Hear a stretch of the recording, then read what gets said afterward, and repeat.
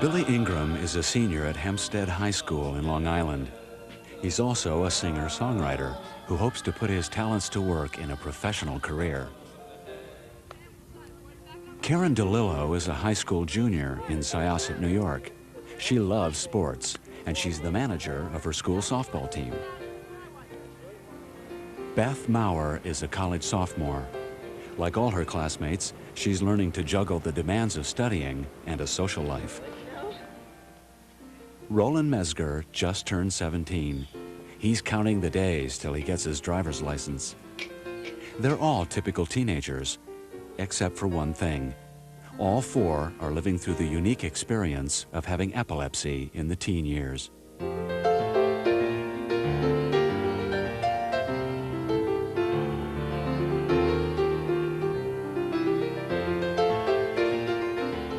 Adolescence can be a very difficult time for the person with epilepsy. This is a time where the child is breaking away from the parents, where peer pressure can be enormous. Having seizures can be devastating to some adolescents. I'll lose control, I'll fall down, and one of my arms will shake. Sometimes I can hear, depending on how bad it is. Sometimes I can see, but I can't respond in any way. It was a deja vu feeling, a funny smell, then I would get dizzy. I knew that these dizzy spells were happening, but I just couldn't believe that I had epilepsy. And consequently, I didn't stick with my medicine, and that prolonged the process of getting my seizures controlled. For many teens with epilepsy, the disorder poses its biggest problems in school. They face problems of teachers not understanding once they've had a seizure, and they have the type of seizure that affects their memory and recall for a period of time. I won't remember a thing. If I go back to class the next day and try to do the same work I was working on before I had the seizure, I won't remember a thing. Certain anti-epileptic medications may cause problems with concentration and memory. In any teenager that is having difficulties in school, the physician should closely review the anti-epileptic medication regimen to be certain that this is not part of the problem. I was so heavily dosed, I just couldn't keep up with anyone. I was just in slow motion. Missing a lot of school because of seizures or doctor visits can also affect a student's performance. I caught up because I was determined to catch up. But it was difficult, and there were tutors, you know, I had a lot, everyone was really wonderful. The teachers were good, they were patient, and this year I went for the first time through an entire marking period without missing like a lot of days because of seizures. And my grades are better because of that. School isn't just a matter of grades, however. It's friends and activities and finding out where your talents lie. The best class I like is choir class. Everybody gets along in there. They're a family. We're like a family in there. Students who have seizure disorders, I think, mostly need support. They need to know that they have people around them who understand, who will react to them as they would any other teenager. One way to find that support is by joining a teen group. The Epilepsy Foundation of Long Island sponsors one at its Epic Center. They're suffering more than I am because they have to watch it. We found that there was a lot of teens out there that were feeling very isolated. And although many of them were coping okay in school and other parts of their lives, they kind of felt like they were the only ones that had this problem or this condition. So until I went to the Epic Center, there was nobody who I could really talk to who could say, but I understand what you're going through, without my saying, there's no way you can understand. And at Epic, I met a lot of people who did understand, because they're going through it too, and we help each other. One of the obstacles teens help each other overcome in a support group is depression. No, it doesn't make me feel guilty. Depression is not unusual for any teen at this stage of development. It's important to decipher whether if this could be a side effect of the medication or whether it's just the difficulties in coping with being a teenager with seizures, or just being a teenager, period. Another topic often discussed among teen groups is the question of drugs and alcohol and how they affect teens with epilepsy. Certain drugs, such as cocaine, can cause seizures in someone that's never had a seizure before. And when a patient has epilepsy already, taking these drugs can be devastating.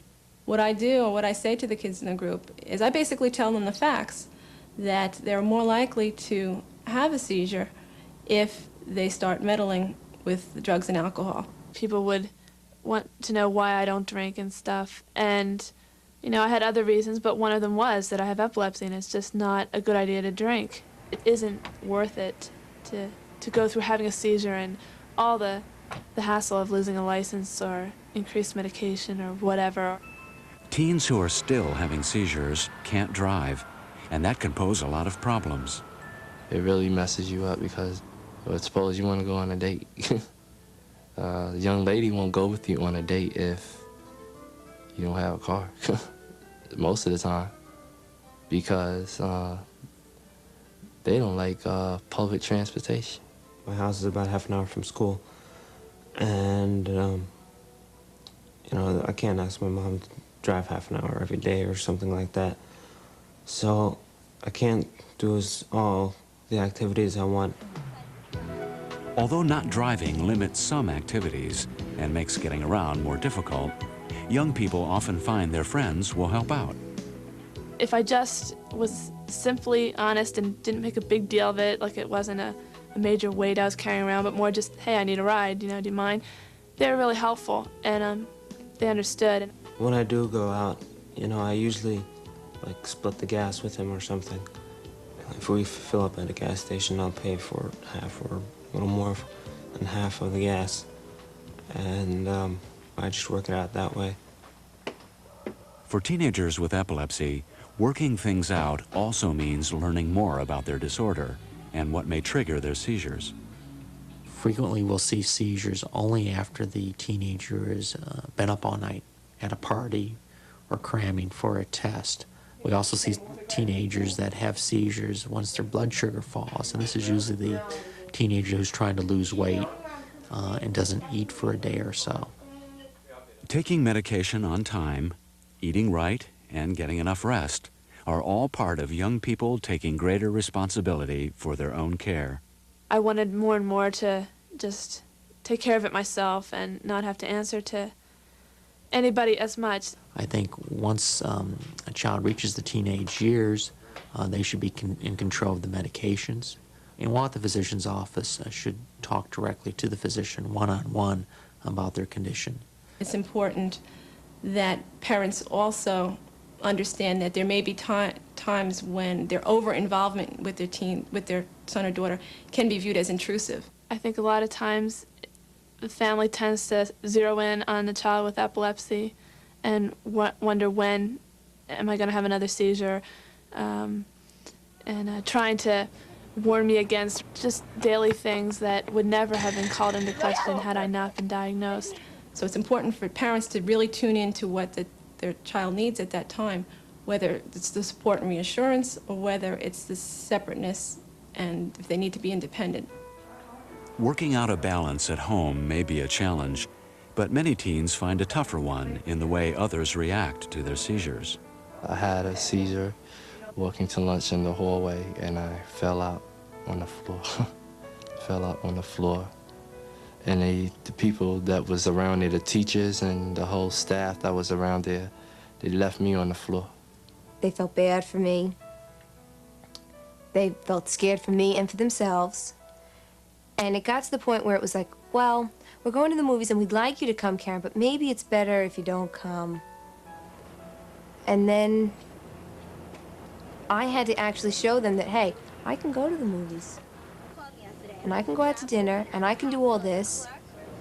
And the more that I did do with them, the easier it was for them the next time to say, why don't we call Karen? I think a lot of people feel helpless when watching someone in a seizure, and sometimes will shy away from people who have seizures because they just don't know what to do. So you can help yourself by helping other people know what they can do to help you. If I have a seizure on a ski lift, I could slide out of the lift. So I'd tell my friends that I have a disorder and I could have a seizure. And if I start acting up or something, just grab onto me so I don't fall out. And anything else I do, I just tell my closer friends so they can take precautions when I do sports and things like that. You just try to do the best you can as far as explaining what your situation involves, and from there it's their responsibility to kind of meet you halfway with what you tell them. Beth, Roland, Karen, and Billy have all had to make some adjustments in their lives, but that hasn't stopped them from enjoying life and setting goals for the future. You can't let nothing like no seizure stop you. You can't let no seizure stop you from doing what you want to do. It doesn't change anything. The only thing it changes is the fact it helped me deal with things. You know, it taught me not to dwell on what I can't do, but what I can. We just take it in stride, and we deal with it as not the worst thing in the world. Certainly not the best thing in the world, but something we can handle. It's just a part of who I am, and it's not something I dread or something I hate about myself. It's just a part of me, and life is so much bigger than having epilepsy.